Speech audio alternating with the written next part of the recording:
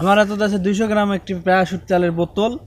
এটি আছে 2 টাকা দামের ফটকা, 10 টাকা দামের, 50 টাকা দামের। যে দেখবো এটা কে ফাটাবার পারে, 2 টাকা, 10 টাকা না 50 টাকা। চলো।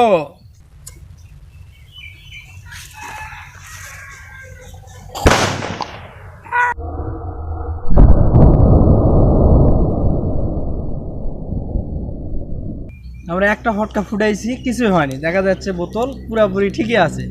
এবার আমরা 10 টাকাটা ট্রাই করবো।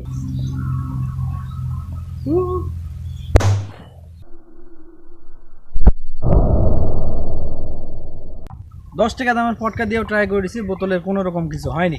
এবার আমরা 50 টাকা দামের ট্রাই করবো। আচ্ছা। বাহ।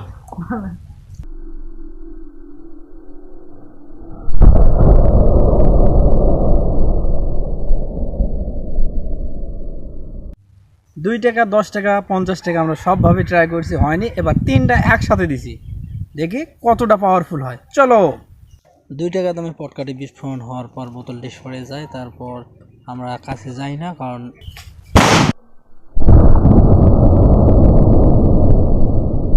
আমরা সবভাবে ট্রাই করেছি কিন্তু কোনোভাবেই ফাটেনি।